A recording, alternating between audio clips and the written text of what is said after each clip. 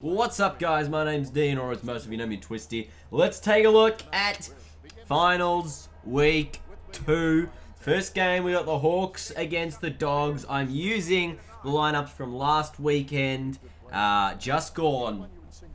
So, obviously, you'll still have guys like Lin Jong in the side for the Dogs. And they're coming up against the Hawthorn outfit here today, in what is going to be a very, very big Friday night blockbuster semi-final, elimination final, whatever you want to call it, clash. It's going to be huge. 7:50 Melbourne time. This one is Friday night MCG. Oh boy, cannot wait. Now, I'm not going to be playing as either side in this match here. I am going to just be, commentating over the top and sort of giving you guys a little bit of a preview as to what I think's going to happen on Friday night, and sort of how each team's gone throughout the first weekend. On Friday, I'm also going to be doing the similar type of thing with the Sydney-Adelaide match. So, similar type of preview and things. So, let's just quickly break down what went down last weekend. The Dogs, huge win over the West Coast Eagles, away from home, scored 99 points, kept West Coast to just 52 points, which, that's incredibly good. West Coast, they say they're a 6-goal better side at home, so if you add on those 6 extra goals, they were, 1 goal.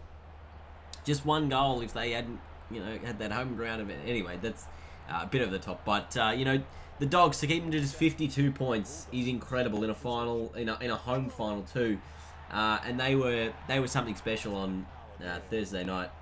I thought it was very, very good what they were able to do, and I sort of sensed something coming.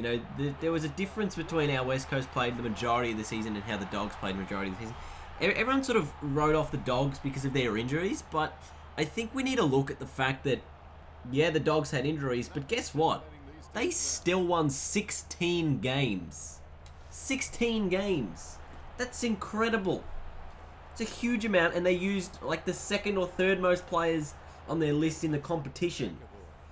They did one of the extraordinary feats of the year, and it would be, a miraculous win if they were to get it, kind of thing. So that's sort of how that went down. Like, they obviously had a huge win, and I think they would definitely fancy their chances going into tonight's, or to Friday night's game, sorry, against a Hawthorn side who were, a kick away, about 3 or 4 meters away from winning against Geelong.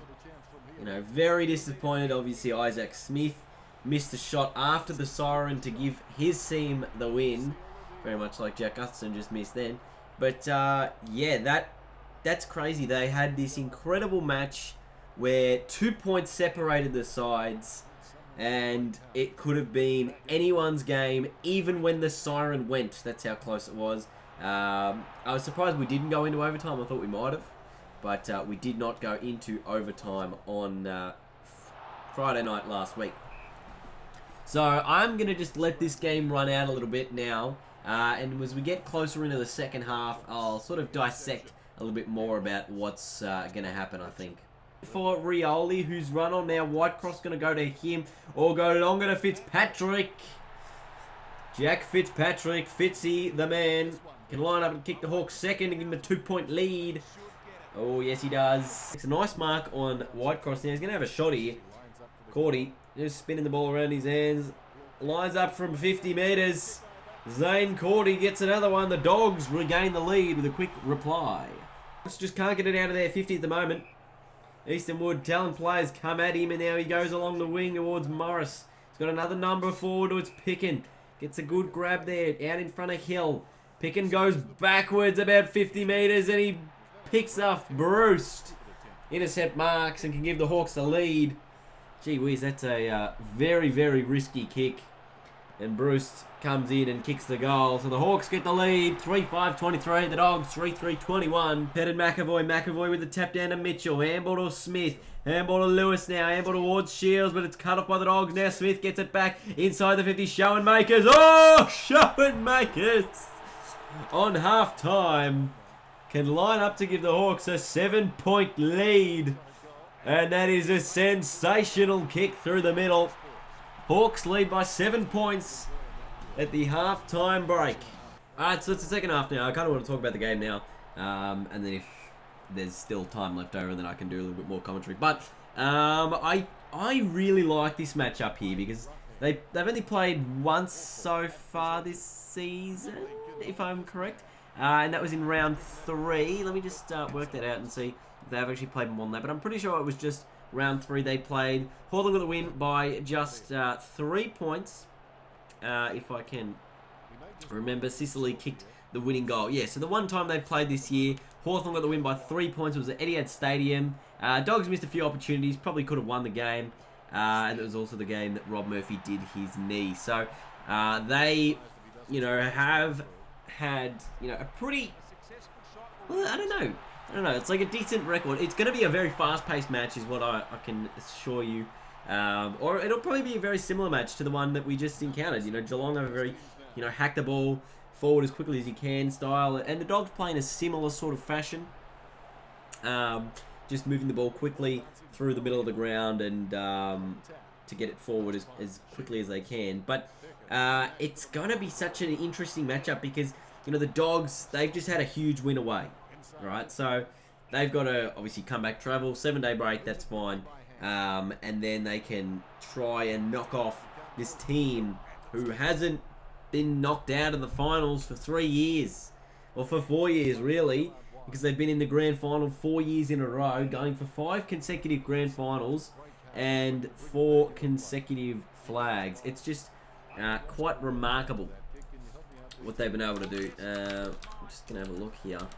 Who played in the 2000 grand final? Oh, there was Essendon and Melbourne in the 2000 grand final. That's right, yeah. So we look, probably the best place to look at prior history for Hawthorn is to just go back to last year and see, look what they did. They lost the first week in a big final. It was away last year. They lost in Perth. So it's the first time they've been beaten at the MCG for a while since that 2012 grand final in terms of beaten in a final. And, they really have not had too many issues on the MCG. And finally, a team's been able to get them, and it was Geelong, who, we know have had that good record over Hawthorn for quite a while. And obviously, it's not as good the last couple of years when Hawthorn managed to break the Kennett curse. But, they still have had a really good game. Anyway, what I think's going to happen is I think it's just going to be like a battle. I don't know how physical the Dogs will be. This is going to be the interesting part for me because we saw Friday night's game, brutal physical contest. Spot fires everywhere. We saw Saturday afternoon's game, similar sort of thing in the Sydney v GWS game.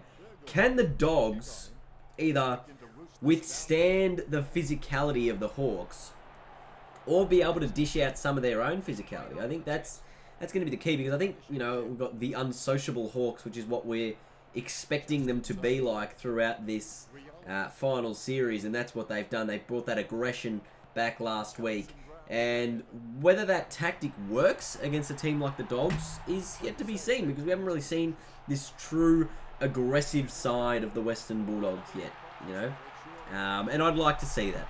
I'd like to see a big, aggressive Western Bulldogs team come out fire this weekend. And they're one of the best contested ball sides in the comp. We know Geelong are as well. And Hawthorn are like the worst.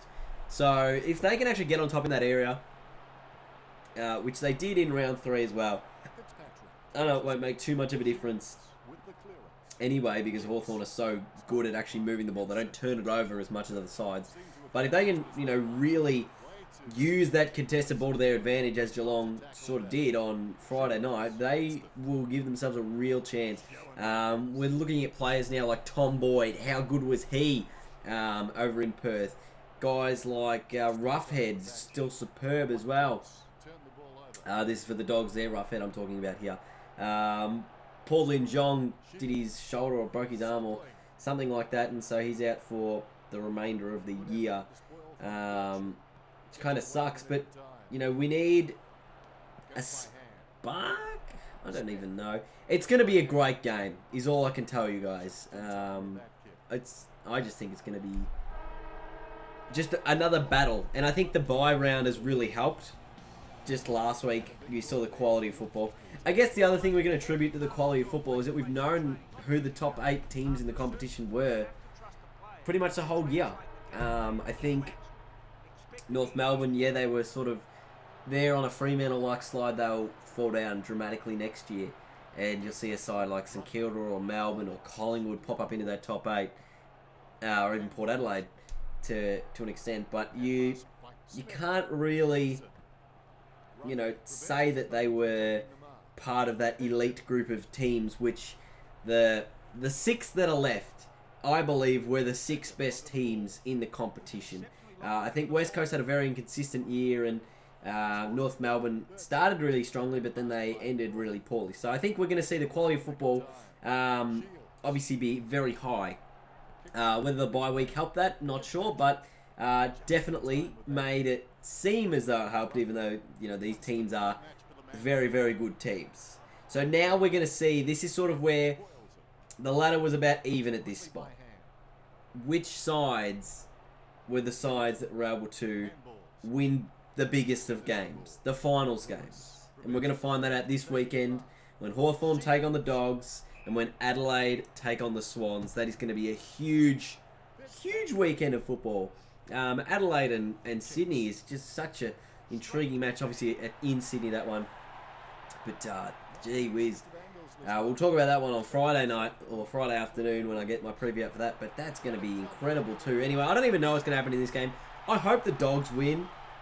Purely because I don't know. As long as Hawthorn doesn't win the grand final, as long as Geelong and Sydney don't win the grand final, I don't care. So I'm going for the Dogs, Adelaide and GWS to win the flag from here on in. So I'm hoping Dog can get an upset win here. Wouldn't that be something special to go into a match against the Giants?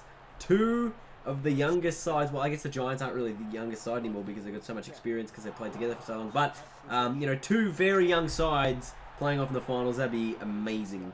Anyway, this one's a cracker of a match too.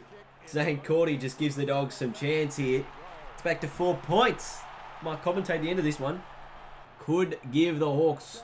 Oh, gee, that's a horrendous miss. 4-point Hawthorn lead. 3 minutes 21 on the clock.